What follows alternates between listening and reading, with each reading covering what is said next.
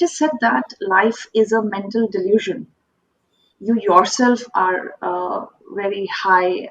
I When I looked at your profile, of course, the whole world knows about it. In my introduction, I have given a very detailed overview of your profile as well.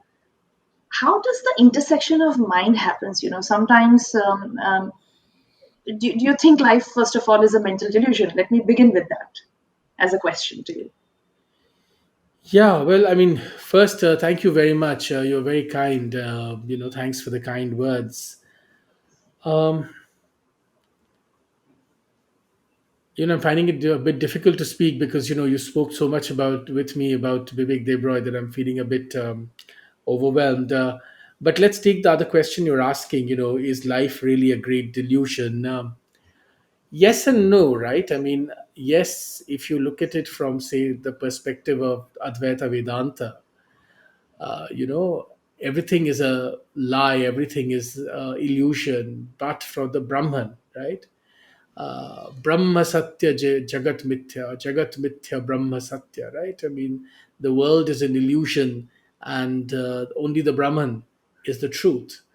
This is, of course, also the lesson of the Ashtavakra Gita, which talks about the great rope and snake example, right?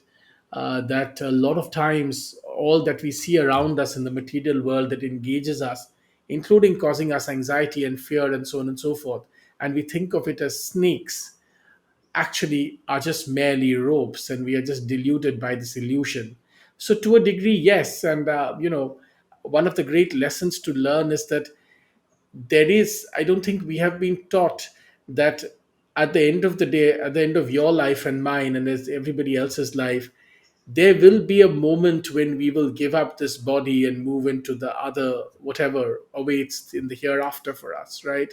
Now, the great monks teach us that if you go to a particular level of consciousness, death is just opening a door and entering another room.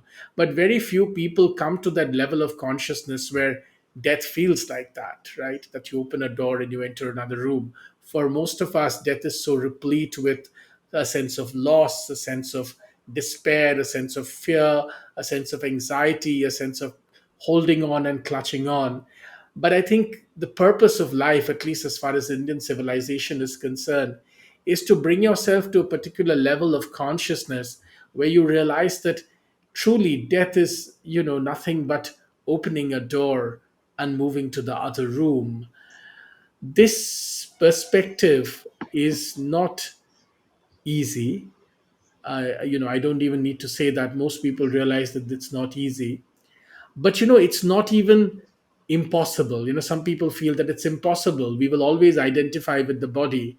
But we live in a country and we are part of a tradition where actually many people are able to dissociate themselves from the material needs and wants of their body. Now, that doesn't mean you don't do good work, that doesn't mean you don't eat good food, that doesn't mean you don't experience good things. But the point here is, how attached are you to that? How attached are you to the idea that you must lead a certain kind of life? How attached are you to your successes and what do they mean? Because remember, when you finally come to that point when you have to leave this world, as it were, or at least this material world, none of those possessions, none of the claim, none of the fame, none of the awards, none of the houses and cars and yachts and planes or whatever else that you possess, gold and silver and what have you, none of this is really going to impact in that moment at all.